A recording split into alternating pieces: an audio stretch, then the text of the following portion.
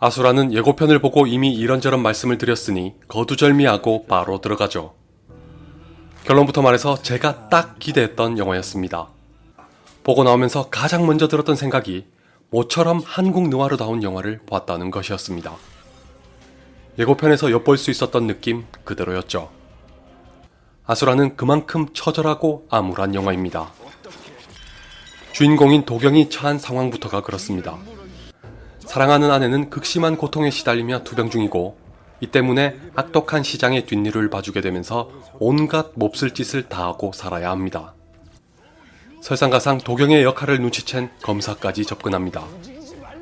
그 역시도 아내를 볼모로 도경에게 강제로 스파이 노릇을 시킵니다.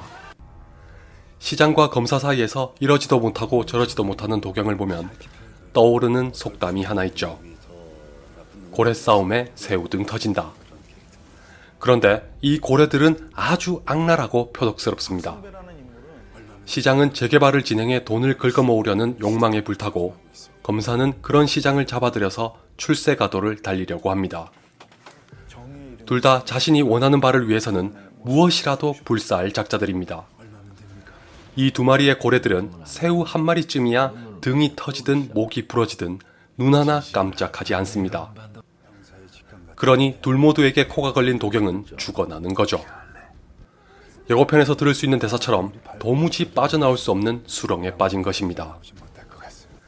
여기서 또 하나 생각나는 속담이 있습니다. 지렁이도 밟으면 꿈틀한다.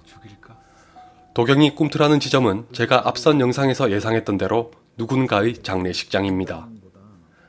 그곳에서 제목을 연상할 수밖에 없는 아수라장이 펼쳐집니다. 아수라의 하이라이트이자 나머지 모든 시간 동안 꾹꾹 눌러 담았던 모든 것이 폭발하는 장면이니 기대하셔도 좋습니다. 진짜 처절하고 절망적인 상황에서의 몸부림이 고스란히 전해집니다. 그걸 오롯이 담아내고 있는 액션은 이 영화의 백미 중 백미입니다. 액션의 완성도는 아수라에서 절대 빼놓을 수 없습니다. 흔히 말하는 제이슨 본 스타일의 액션은 아닙니다. 그렇게 빠르고 현란한 액션은 지향하는 대신 인물의 감정과 그들이 처한 상황을 살리면서 묵직하고도 현실적인 액션이 가득합니다. 장례식장에서 펼쳐지는 장면을 유심히 보시면 이게 무슨 뜻인지 쉽게 이해하실 수 있을 거라고 생각합니다. 비트와 무사 등에서 선이 굵고 남성적인 액션을 선보였던 김성수 감독의 영화다웠습니다. 액션에서 또 한 가지 감탄했던 건 중반부에 나타나는 자동차 추격전입니다. 도경이 분노의 질주를 보여주는데 얼핏 칠드런 오브 맨의 한 장면이 떠오르는 촬영까지 더해지면서 굉장히 인상적으로 연출했습니다. 우리나라에서 그렇게 공을 들인 자동차 추격전을 보기가 쉽지 않기 때문에 제게는 아수라에서 가장 좋았던 장면입니다. 더군다나 정우성은 영화계에서도 액션을 가장 잘 소화하는 배우로 칭찬이 자자합니다. 자동차 추격전도 스턴트맨이 아니라 직접 연기했을 정도로 액션을 좋아하고 능력도 출중하다고 하죠. 정우성만이 아니라 다른 배우들의 연기도 액션 이상으로 좋았습니다. 황정민과 곽도원은 말할 것도 없고 도경의 후배였으나 그의 소개로 시장 밑에 들어가는 문선모를 연기한 주지훈과 검사의 앞잡이와 다름없을 정도로 험한 일을 도맡아 하는 수사관을 연기한 정만식까지 모든 핵심 배우들의 연기와 그 연기가 함께 어우러지는 하모니만큼은 정말 흠잡을 데가 없습니다. 다만 아무래도 처음부터 끝까지 남성미로 가득한 영화여서 그런지 거의 유일한 여성이었던 윤지혜의 캐릭터는 가볍게 소모된 것 같아서 아쉬웠습니다. 편집 단계에서 잘린 탓인지 비중도 적고 굳이 등장해야 할 이유라거나 이렇다 할 역할이 없습니다. 그리고 보는 사람에 따라서는 지나치게 잔인하다는 지적이 나올 수도 있습니다. 폭력의 수위와 강도가 근래 나온 한국 영화 중에서는 상당히 높은 편입니다.